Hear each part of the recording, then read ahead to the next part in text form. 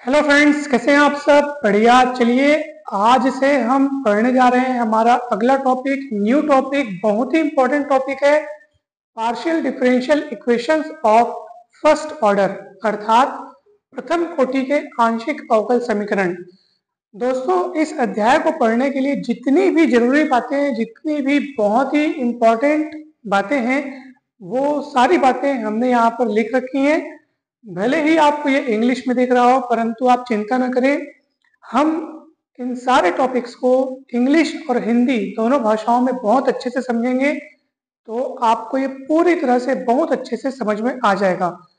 और खास बात यह है कि जब हम ये सारे टॉपिक्स पढ़ लेंगे तो आपको इस टॉपिक में फिर कहीं भी कभी भी कोई भी डाउट नहीं रहेगा। साथ ही साथ हम कुछ इंपॉर्टेंट क्वेश्चंस को भी सॉल्व करेंगे दोस्तों। तो ध्यान से देखिएगा, ये आज का वीडियो बहुत ज्यादा इंपॉर्टेंट होने वाला है। शुरू से लेकर के लास्ट तक आप इस वीडियो को जरूर देखिएगा। दोस्तों, अगर आपने इसके पहले के वीडियोस नहीं देखे हैं, यानी कि यूनिट 1 और यूनिट 2 के वीडियोस अगर आपने नहीं देखे हैं, तो जरूर जाइए। प्लेलिस्ट में आपको सारे के सारे वीडियोस लेक्चर वाइज बिल्कुल आपको सीरियल क्रमांक के अनुसार मिलेंगे। और इस वीडियो के डिस्क्रिप्शन बॉक्स में भी अनेक सारे वीडियोस आपको मिल जाएंगे, लाइन से मिलेंगे। बस आपको लाइन से देखते जाना है, हर एक टॉपिक आपको बहुत अच्छे से समझ में आ जाएगा। तो चलिए दोस्तों, शुरू करते हैं। Partial differential equations of first order. सबसे पहले तो हम इसकी डेफिनेशन देखेंगे कि भाई पार्शियल डिफरेंशियल इक्वेशन होता क्या है। ठीक है, फिर इसका ऑर्डर क्या होता है वो देखेंगे, डिग्री क्या होता है वो देखेंगे, और फिर हम derivation of partial differential equations किस तरह से होता है ये देखेंगे। ठीक है, देखो, मान लो कोई एक फंक्शन है। ठीक है, मान लो कोई एक फंक्शन है जो कि एक से अधिक वेरिएबल्स पर डिपेंड करता है। ठीक है, मान लो ये फंक्शन f है जो x और y पर डिपेंड करता है। अभी अपन दो वेरिएबल्स लेके चल रहे हैं। ठीक है, मान लो कोई फंक्शन है, ये दो चरों पर निर्भर करता है। दो चरों कौन कौन से? यहाँ पे दो चर x और y। दो से अधिक चरों पर भी ये डिपेंड कर सकता है। फिलहाल अपन लोग दो चर ले रहे हैं। ठीक है, अब इस फंक्शन को आप नाम दे दीजिए z, अर्थात z is a function of x and y। z किनका फलन है? x और y का। यहाँ पर x और y स्वतंत्र चर हैं, अर्थात इंडिपेंडेंट वेरिएबल्स हैं, जबकि z जो है वो डिपेंडेंट है। z किन किन पर डिपेंड है? z x और y दोनों पर डिपेंड है। ठीक है, एक एक चीज को ध्यान से सुनते जाइएगा, ध्यान से समझते जाइएगा, आपको हर चीज क्लियर होते जाएगा। z क्या है? यहाँ पे निर्भर है, अर्थात डिपेंडेंट वेरिएबल है, निर्भर चर है, परतंत्र चर है। किस पर है? किस पर डिपेंड है? z x और y दोनों पर डिपेंड है, जबकि x और y इंडिपेंडेंट है, किसी पर डिपेंड नहीं है, एक दूसरे पर भी डिपेंड नहीं है।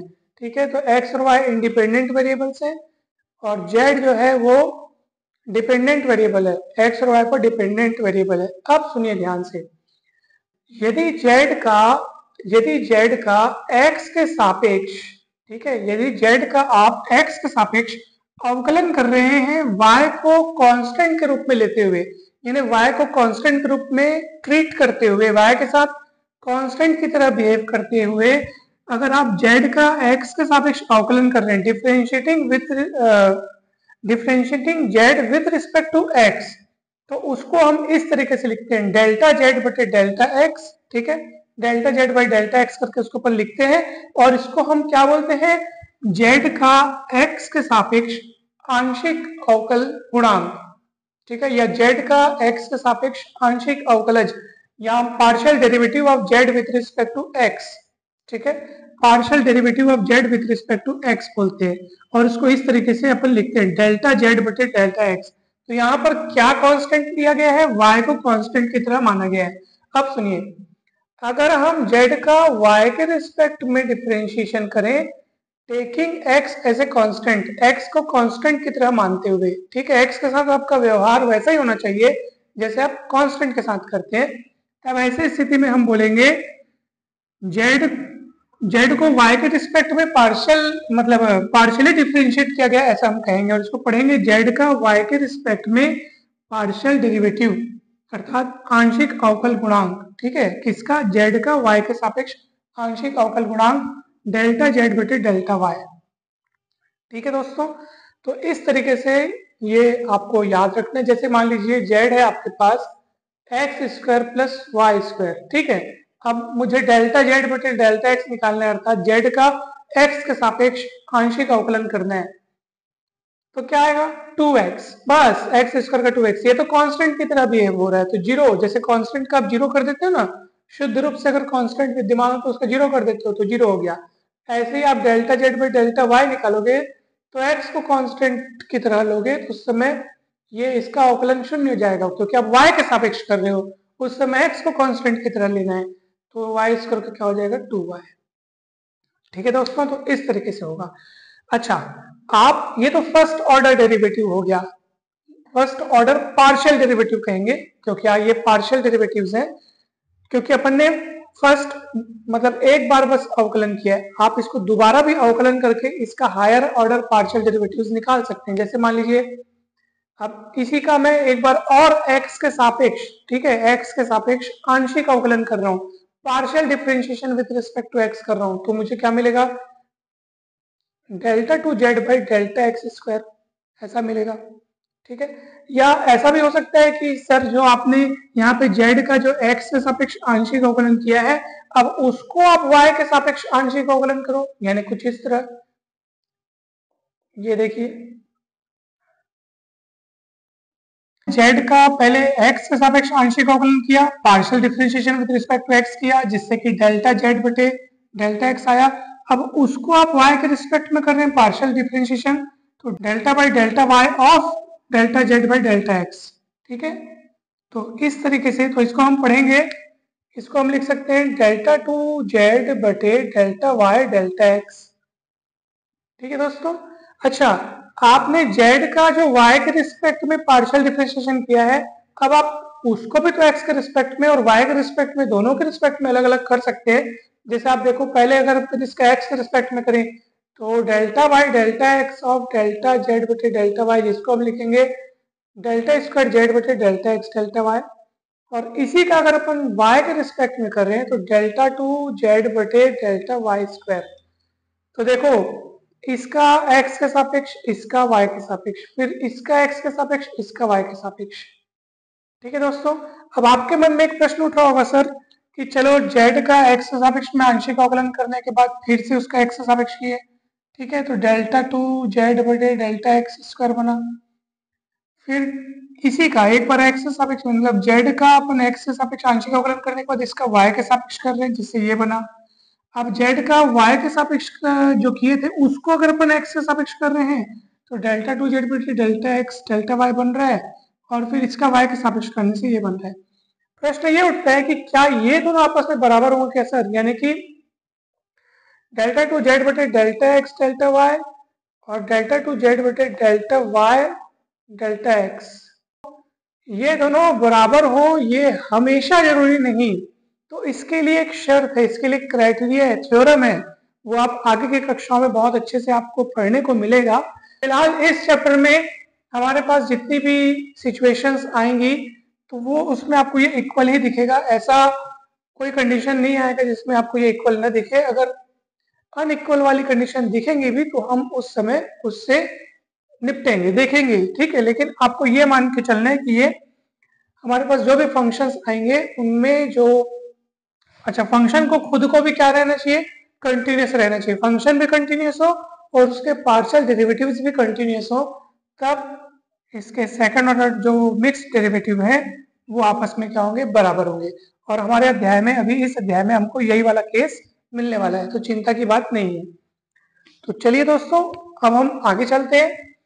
तो ये आप बहुत अच्छे से समझ गए होंगे, ठीक है। अब सुनिए, ध्यान से सुनिए, बहुत अच्छे से हम आपको बतलाने जा रहे हैं आगे की बातें। देखो, एक बहुत ही महत्वपूर्ण बात क्या है, ध्यान से देखिएगा। अब इस पूरे चैप्टर में हम कुछ प्रतीकों को, कुछ संकेतों को, कुछ सिंबल को इस्तेमाल करने वाले हैं जो हमारी अपनी सुविधा के लिए रहेंगे। देखो, डेल्टा जेड बटे डेल्टा एक्स को हम पी नाम से लिखेंगे, जहां भी स्मॉल पी दिखेगा मतलब समझ जाना डेल्टा जेड बटे डेल्टा एक्स है। डेल्टा जेड बटे डेल्टा वाई को क्यू करके पुकारेंगे, ठीक है। अब ये जो आपने इसका एक्स से सापेक्ष किया आंशिक अवकलन, इसको फिर से एक्स के सापेक्ष करोगे तो डेल्टा टू जेड बटे डेल्टा एक्स स्क्वायर मिलेगा, उसको पर आर कहकर पुकारेंगे। और ये मिक्स्ड डेरिवेटिव है, उसको एस कहकर पुकारेंगे, ठीक है। डेल्टा टू जेड बटे डेल्टा एक्स डेल्टा वाई को एस कहकर पुकारेंगे, और डेल्टा टू जेड बटे डेल्टा वाई स्क्वायर को हम टी कहकर पुकारेंगे, यानी कि वाई वाले का वाई वाले के सापेक्ष। ये दोनों एक्स मतलब एक बार एक्स से सापेक्ष करने के बाद फिर से एक्स से सापेक्ष, ये वाई के सापेक्ष करने के बाद फिर से वाई के सापेक्ष, और ये मिक्स्ड वाले को एस पुकार रहे हैं, ठीक है। तो ये सिंबल आप हमेशा ध्यान रखिएगा, बहुत इंपॉर्टेंट है।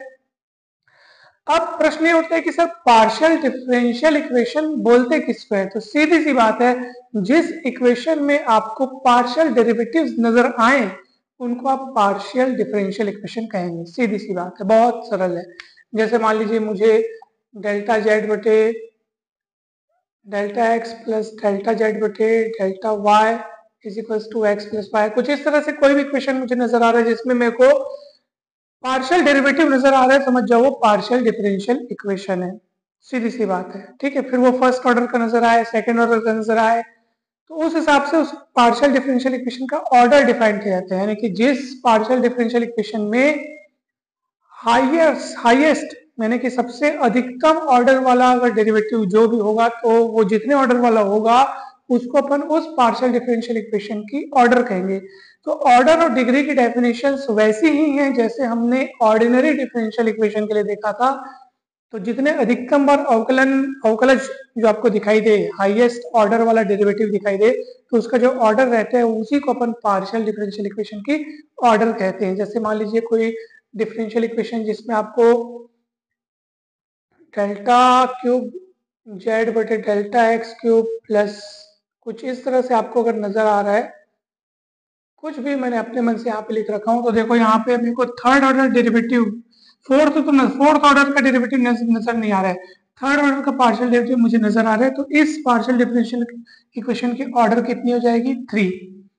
जब आपको ऑर्डर पता चल जाए, जैसे मेरे को पता चल गया कि यहाँ पे ये ऑर्डर 3 है, तो फिर ऐसे ही ऑर्डर 3 का अगर आपको और कहीं टर्म्स मिलेंगे, ठीक है, तो फिर आपको उनके पावर की तुलना करनी है, ठीक है। मान लो यहीं पे अगर कहीं delta 3 Z by delta x cube का पावर 2 नजर आता है, ठीक है, तो देखो यहाँ पे एक पता चल रहा है कि सर अधिकतम तीसरा अवकलज यानी कि अधिकतम थर्ड ऑर्डर डेरिवेटिव नजर आ रहा है, यहाँ भी है यहाँ भी है, परंतु आप देखो चीज वही है। तो ये तो तय है कि इस पार्शियल डिफरेंशियल इक्वेशन का ऑर्डर 3 हो गया, क्योंकि थर्ड ऑर्डर डेरिवेटिव से ऊपर ऑर्डर के डेरिवेटिव का यहाँ कोई भी टर्म हमको नजर नहीं आ रहा है, ठीक है। तो ऑर्डर 3 हो गया, परंतु डिग्री क्या होगा? तो डिग्री क्या होगा दोस्तों? अब अपने को ये पता चल चुका है कि इसका ऑर्डर 3 है, तो थर्ड ऑर्डर डेरिवेटिव के टर्म्स जहां जहां है फिर उनमें उनकी डिग्रीज देखो सबसे ज्यादा कहाँ है, तो यहाँ 2 डिग्री, यहाँ पे पावर कितने 1 है, यहाँ पावर 2 है, तो अधिकतम पावर जो दिखेगा ना उसी को बोलेंगे उस पार्शियल डिफरेंशियल इक्वेशन की डिग्री, ठीक है। अब मान लो यहाँ पे पावर में 7 8 9 10 भी हो जाए, तो आप जैसे बोलोगे पर सर यहाँ तो पावर 7 है, सर डिग्री 7 को क्यों नहीं बोल रहे? डिग्री को मतलब इस पार्शियल डिफरेंशियल इक्वेशन की डिग्री 7 क्यों नहीं बोल रहे, 2 ही क्यों बोल रहे हैं? क्योंकि देखो वो किसके ऊपर लगा है 7, ये सेकेंड ऑर्डर डेरिवेटिव पर लगा है, ठीक है। हमको किनकी डिग्रियों की तुलना करनी है? हाईएस्ट ऑर्डर डेरिवेटिव जो है उनकी पावर्स की। आप देखो सबसे अधिकतम पावर कहाँ दिख रहा है, ठीक है। जब हमको यहाँ पे पता चल चुका है कि थर्ड ऑर्डर डेरिवेटिव यहाँ पे हाईएस्ट वाला है, तो ऑर्डर 3 हो गया।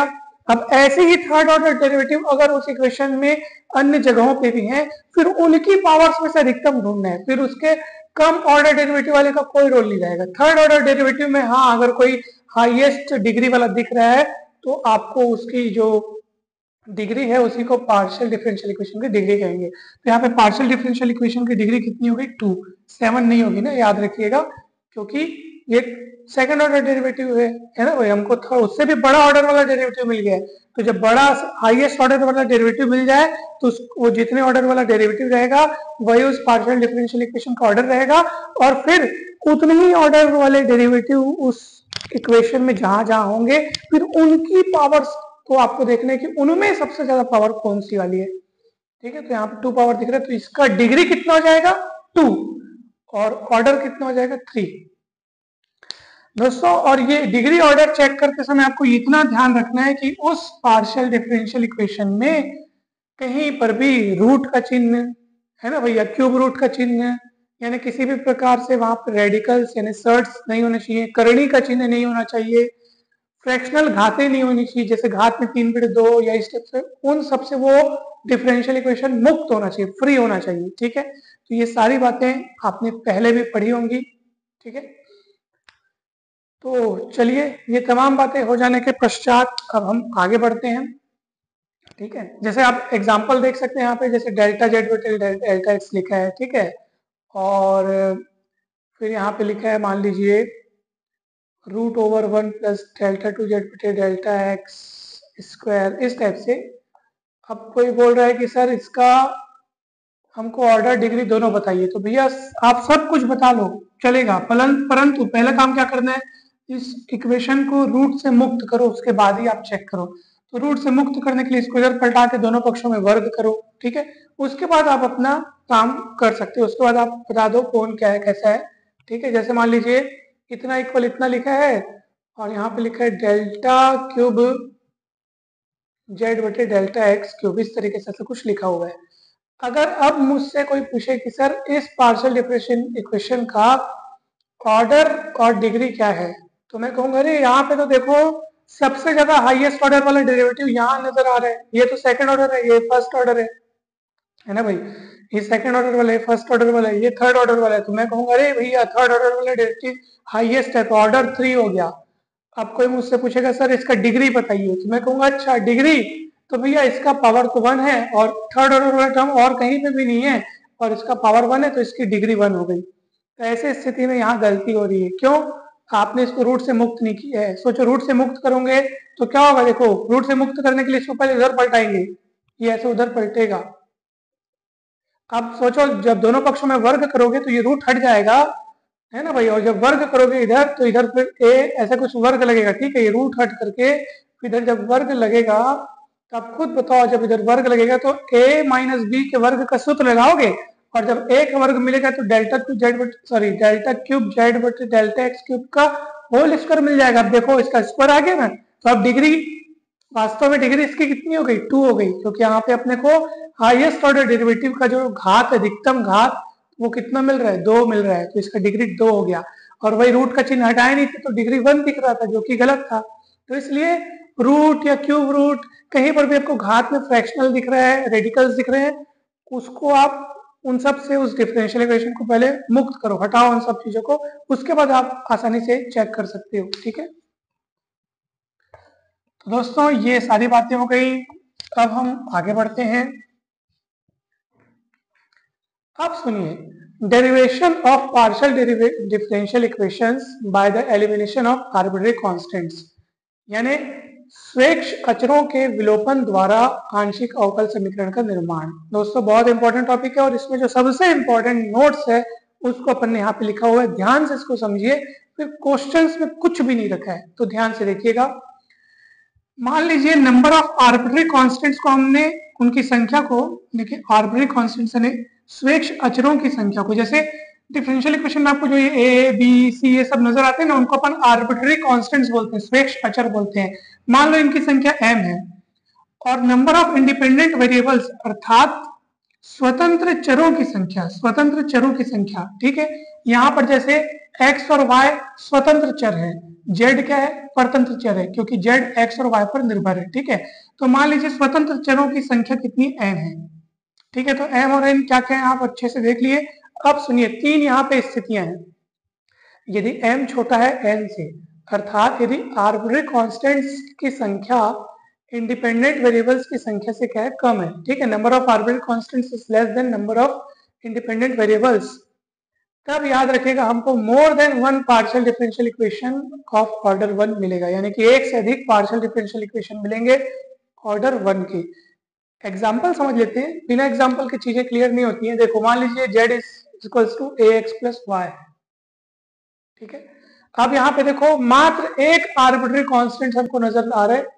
ठीक है, यानी m क्या है, number of arbitrary constants is equals to 1, क्योंकि यहाँ पे आर्बिट्ररी कांस्टेंट्स कौन कौन है, केवल a, केवल a, ठीक है, केवल ए, सिर्फ ए आर्बिट्री कांस्टेंट यानी कि केवल एक आर्बिट्री कांस्टेंट है, जबकि नंबर ऑफ इंडिपेंडेंट वेरिएबल कितने हैं यहाँ पे, दो है, एक्स और वाई। एक्स और वाई दो इंडिपेंडेंट वेरिएबल है, लेकिन आर्बिट्री कांस्टेंट सिर्फ एक है। अब आप इसको पार्शियल डिफरेंशिएशन करके देखो। चलिए पहले मैं एक्स के रिस्पेक्ट में करता हूँ, तो डेल्टा जेड बटे डेल्टा एक्स करूंगा तो कितना आ जाएगा दोस्तों, यहाँ पे x का तो 1 हो जाएगा, a बचेगा, y का 0 हो जाएगा, क्योंकि y को कांस्टेंट मानते हैं जब अपन x के सापेक्ष आंशिक अवकलन करते हैं। ठीक है, चलिए अब क्या करना होगा मुझे, चलो y के सापेक्ष करो, डेल्टा जेड बटे डेल्टा y होगा, तो यहाँ से ये पूरा इसका अवकलन 0 हो जाएगा, क्योंकि आप y के सापेक्ष करो तो ये 1 आएगा। ठीक है, चलिए इन दोनों की मदद से आप आर्बिट्री कांस्टेंट्स को विलोपित कीजिए, तो a के जगह पे डेल्टा जेड बटे डेल्टा x यहाँ रख दो, तो z is equals to X delta Z बटे डेल्टा एक्स प्लस वाई। ठीक है, अब देखो, अब आप कहेंगे सर यहाँ पे हमको कितने पार्शियल डिफरेंशियल इक्वेशन मिले, मैं कहूंगा दो मिले, एक तो ये मिला, एक ये मिला।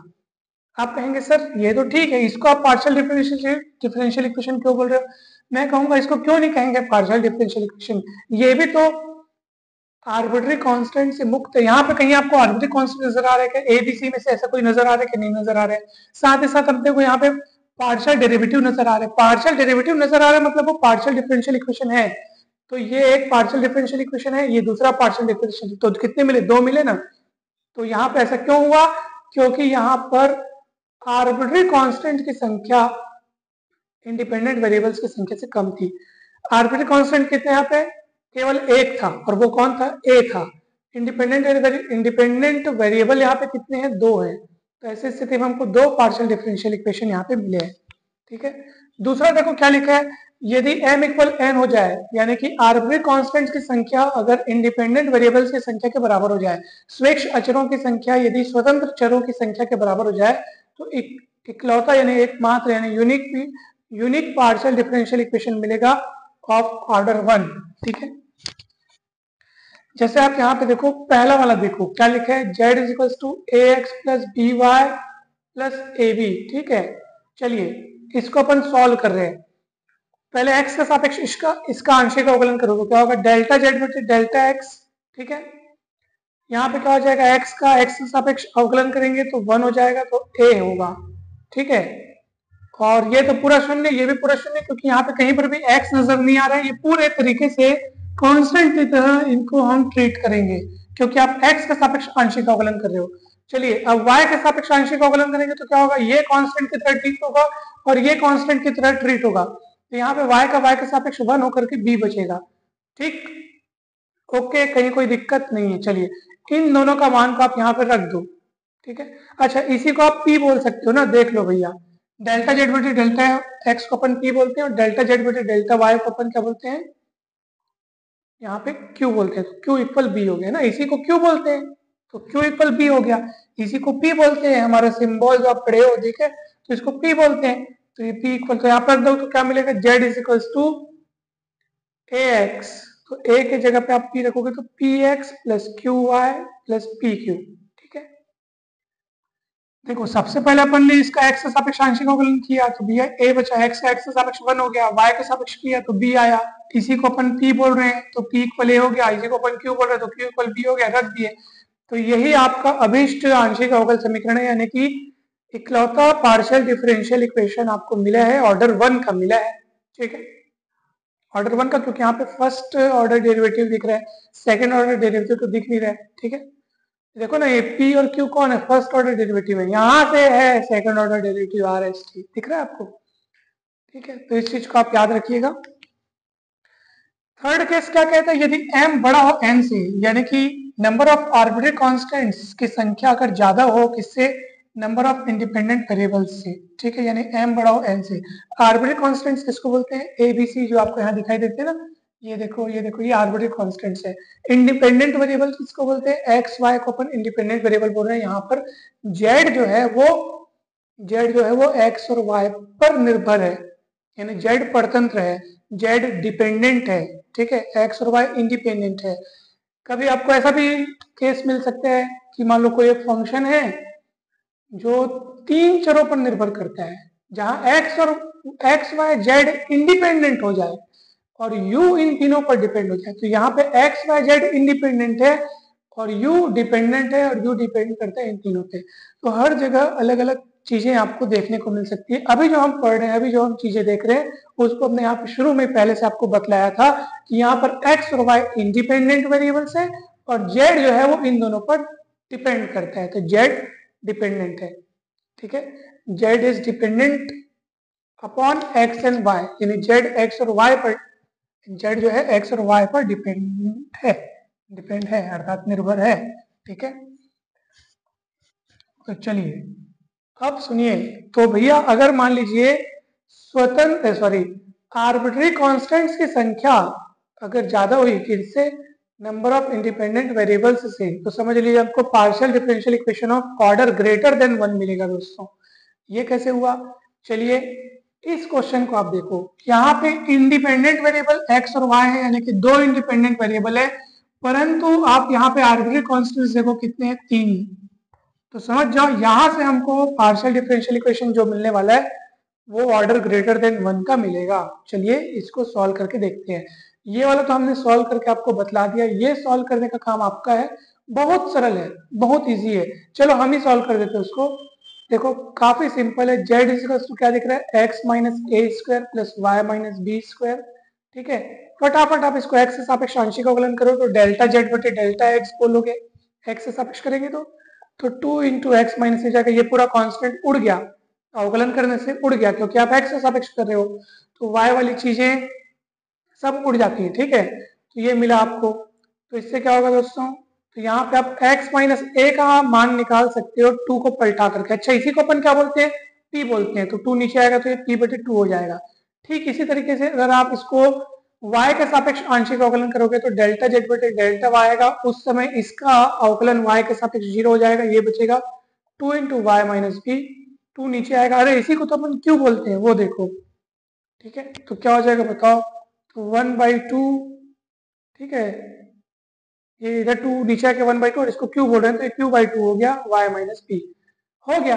तो इसके जगह आप p/2 रख दो और इसके जगह आप, है ना, इसके जगह p/2 और इसकी जगह q/2 रख दो, तो क्या होगा, z इक्वल्स टू p/2 का स्क्वायर यानी p square by 4 q square by 4, तो 4 4 उधर जाएगा तो p square plus q square बराबर 4z। ये आपका आंसर आ गया दोस्तों। कहीं पर भी कोई डाउट है तो जरूर पूछिएगा। तो ये दोनों क्वेश्चंस तो ऐसे ही बन गए। चलिए तीसरा दूसरा देखते हैं, ठीक है। इसी में तो 2 क्वेश्चन थे, ये दूसरा अलग से है, चलिए उसको देखते हैं। तो यहाँ पे देखते हैं कि कितने ऑर्डर का पार्शियल डिफरेंशियल इक्वेशन हमें मिलने वाला है। ध्यान से देखिएगा, बहुत ही सिंपल है, तो ये केसेस आपको बहुत अच्छे से याद रखने हैं, ठीक है दोस्तों। ध्यान से देखिएगा, find a partial differential equation by eliminating A B and C. चलो भाई, दिया हुआ पहले जो इक्वेशन है आप उसको लिखिए, एक्स स्क्वायर बटे ए स्क्वायर वाई स्क्वायर बटे बी स्क्वायर जेड स्क्वायर बटे सी स्क्वायर बराबर 1। जल्दी से आप इसको एक्स और वाई दोनों के रिस्पेक्ट में आप क्या कीजिए, यहाँ पे इसको आंशिक अवकलन कीजिए। ध्यान रहे एक्स और वाई के रिस्पेक्ट में जब आप इसको आंशिक अवकलन करेंगे तो ध्यान रहे एक्स और वाई एक दूसरे पर निर्भर नहीं है, ठीक है। एक्स और वाई जो है स्वतंत्र चर है, परंतु जेड जो है वो दोनों पर निर्भर है, तो इस बात को अपने को ध्यान रखना है। तो चलिए पहले एक्स के सापेक्ष इसको मैं आंशिक अवकलन करूंगा तो मुझे क्या मिलेगा, तो यहाँ पे मिलेगा 2x बटे ए स्क्वायर, ये पूरा 0 हो जाएगा क्योंकि आप एक्स के सापेक्ष कर रहे हो ना सर, तो वाई वाली चीज को कांस्टेंट के रूप में लेंगे तो खत्म। इधर क्या हो जाएगा बताओ, तो पहले तो देखो अपन कर रहे हैं एक्स के रिस्पेक्ट में, विद रिस्पेक्ट टू एक्स कर रहे हैं, तो क्या हो जाएगा, पहले तो जेड स्क्वायर का 2z होगा, परंतु जेड का पुनः होगा एक्स से सापेक्ष, ये सब चेन रूल से हो रहा है, तो डेल्टा जेड बटे डेल्टा एक्स आएगा और 1 का हो जाएगा 0।